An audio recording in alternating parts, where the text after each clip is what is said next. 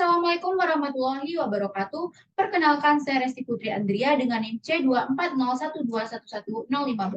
Pada kesempatan ini, saya akan mempresentasikan hasil penelitian saya yang berjudul Analisis Pertumbuhan, Reproduksi, dan Makanan Ikan Selar Kuning Celorades leptolapis Cuvier 1883 yang ditangkap di Teluk Ambon.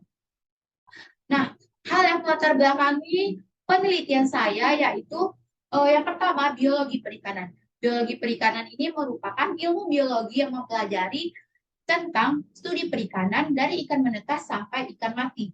Nah, manfaat mempelajari biologi perikanan ini yaitu untuk mengetahui kekayaan sumber daya perikanan yang ada di suatu daerah terkhususnya di Indonesia. Karena Indonesia ini merupakan negara maritim yang memiliki kekayaan sumber daya perikanan yang sangat melimpah. Salah satu daerah Indonesia yang memiliki kekayaan sumber daya perikanan yang melimpah yaitu di perairan Teluk Ambon. Perairan Teluk Ambon ini terletak di Pulau Ambon yang terbagi ke dalam dua ambang sempit yaitu Teluk Ambon Dalam dan Teluk Ambon Luar. Teluk Ambon ini terletak di wilayah pengolahan perikanan 715.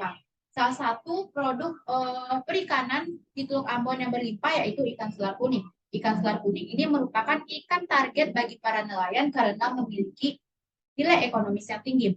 Hal ini disebabkan karena ikan selar kuning ini memiliki rasa yang enak, protein yang tinggi, serta harga yang ramah di kantong. Sehingga permintaan konsumen terhadap ikan selar kuning ini sangat tinggi dan menyebabkan terjadinya overfishing. Sehingga diperlukan penelitian berkelanjutan terhadap ikan selar kuning ini agar tetap terus lestari. Nah, penelitian ini dilaksanakan yaitu ada pertumbuhan, reproduksi, dan makanan ikan. Nah, pertumbuhan ini dilaksanakan pada hari Sabtu 11 Februari 2023 di Laboratorium Biologi Perikanan, Fakultas Perikanan dan Ilmu Kelautan. Nah, alat dan prosedur bisa dilihat di layar. Nah, untuk reproduksi dilaksanakan pada hari Sabtu 23 Februari dan 4 Maret 2023 di Laboratorium Perikanan FP. Nah, makanan ikan dilaksanakan pada hari Sabtu 9 Maret 2023 di Laboratorium Biologi Perikanan, Fakultas Perikanan dan Ilmu Kelautan, dan alat dan bahan serta prosedur bisa dilihat di layar. Nah, analisis data pada pertumbuhan yaitu terdiri dari distribusi frekuensi panjang, hubungan panjang bobot, serta faktor kondisi. Untuk rumus-rumusnya bisa dilihat di layar.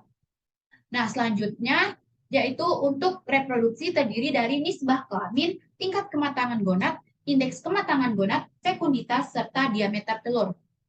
Untuk rumusnya juga bisa dilihat di layar. Nah, selanjutnya yaitu untuk makanan ikan. Makanan ikan ini terdiri dari indeks bagian terbesar, luas relung, tumpang tindih, hubungan volume makan dan panjang ikan, panjang usus relatif, serta indeks isi lambung. Nah, grafik pertama ini merupakan grafik hasil pembahasan dari distribusi frekuensi panjang. Nah, dari grafik ini dapat dilihat distribusi frekuensi panjang tertinggi itu terdapat di selang kelas 103 sampai 115. Selanjutnya yaitu di grafik kedua dan ketiga ini merupakan grafik hubungan panjang dan bobot. Dari grafik ini dapat dilihat bahwa setiap pertambahan satu satuan panjang itu mempengaruhi bobot sebesar 1,732. Begitupun pada ikan jantan dan betina. Nah, di sini terdapat tabel pola pertumbuhan ikan selar kuning, di mana pada bulan April ikan selar kuning ini mengalami pola pertumbuhan alometrik negatif, dan pada bulan Mei dan Juni ikan selar kuning ini mengalami pola pertumbuhan alometrik negatif. Nah, di mana alometrik positif ini merupakan pertambahan bobot itu lebih dominan dibandingkan pertambahan panjang. Sedangkan pada alometrik negatif, pertambahan panjang itu lebih dominan dibandingkan bobot. Selanjutnya, tabel kedua yaitu ada berapa kuat hubungan panjang dan bobot. Nah, dari R itu dapat dilihat bahwa semakin mendekati angka 1, hubungan panjang dan bobot itu semakin kuat. Di mana pada jantan bulan April itu dengan nilai 0,9164, yang berarti hubungan antara bobot dan panjang itu sangat kuat. Selanjutnya yaitu ada grafik faktor kondisi. Nah, pada grafik faktor kondisi yaitu ada grafik gabungan jantan dan betina, ada grafik jantan, ada grafik betina. Di sini dapat dilihat bahwa faktor kondisi tertinggi itu terjadi di bulan April, dan grafik faktor kondisi terendah itu terjadi di bulan Mei. Nah, selanjutnya yaitu nisbah kelamin. Nah, dari pola ini, dari tabel ini dapat dilihat bahwa nisbah kelamin jantan dan betina itu tidak seimbang, di mana nisbah kelamin ikan betina lebih dominan dibandingkan ikan jantan. Hal ini wajar dikarenakan apabila ikan jantan yang lebih dominan, maka ikan jantan itu tidak dapat membuahi ikan betina, di mana satu jantan itu dapat membuahi 3 betina atau lebih, sedangkan satu betina itu hanya bisa dibuahi oleh satu jantan. Nah, dari selanjutnya yaitu grafik tingkat kematangan gonad. Dari grafik ini grafik ikan selar kuning jantan ini dapat dilihat bahwa TKG tertinggi yaitu ada pada TKG 2, sedangkan pada grafik ikan betina ini TKG tertinggi yaitu ada di TKG 5. Selanjutnya indeks kematangan gonad. Dari grafik ini dapat dilihat bahwa hubungan TKG dengan IKG itu yaitu linear, di mana semakin tinggi IKG maka IKG pun semakin tinggi juga. Nah, selanjutnya fekunditas. Dari grafik ini dapat dilihat bahwa setiap pertambahan satu satuan panjang itu mempengaruhi fekunditas sebesar 0,098. Sedangkan untuk bobot, setiap satu satuan bobot itu mempengaruhi fekunditas sebesar 0,8227. Nah, selanjutnya itu grafik diameter telur. Dari grafik diameter telur ini dapat dilihat bahwa ikan ini mengalami pola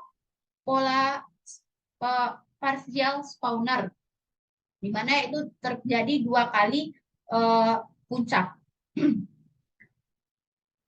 Selanjutnya yaitu indeks bagian terbesar. Dari 3 grafik ini dapat dilihat bahwa ikan selar kuning memiliki makanan utama yaitu Pleuresigma, di mana Pleuresigma ini di mana makanan utama ini memiliki IP besar dari 40%. Lanjut ke luas relung. Di luas relung ini dapat dilihat standarisasi dari ikan selar kuning jantan dan betina ini mendekati 0, yang berarti ikan selar kuning jantan dan betina ini selektif dalam mencari makan.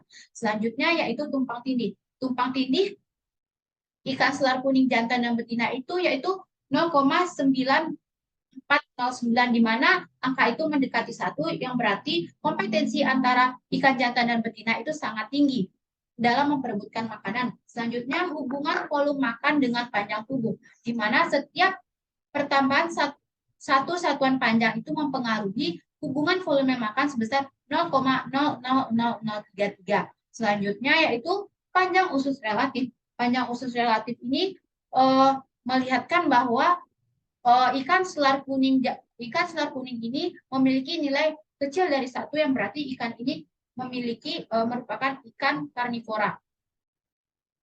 Nah, dari penelitian ini dapat disimpulkan bahwa ikan selar kuning yang diamati di perairan Teluk Ambon bulan April dan Mei berjumlah 300 ekor yang terdiri dari 142 jantan dan 158 betina. Ikan ini memiliki pola pertumbuhan alometrik positif di bulan April dan alometrik negatif di bulan Mei dan Juni. Proporsi kelaminnya yaitu tidak sama 1:1, serta ikan ini memiliki pola pemijahan partial spawner. Tingkat kematangan gonad jantan yaitu pada tertinggi yaitu pada 2, TKG 2, sedangkan pada betina yaitu pada TKG 4. Selanjutnya itu ikannya tergolong ke dalam karnivora dengan makanan utama Pleuresigma. Untuk sarannya, penelitian terkait aspek biologi perikanan selar kuning ini terdiri dari pertumbuhan, reproduksi, dan makanan ikan memerlukan kajian lebih lanjut dan lebih mendalam untuk mendapatkan data yang lebih memadai dan lebih valid. Hal ini berguna untuk memberikan informasi dan menambah wawasan serta pemahaman terkait pelestarian dan pengelolaan stok ikan selar kuning di suatu perairan, serta juga dapat dijadikan sebagai acuan pembanding antara ikan selar kuning di suatu daerah dengan daerah lainnya. Sekian dari saya, terima kasih. Assalamualaikum warahmatullahi wabarakatuh.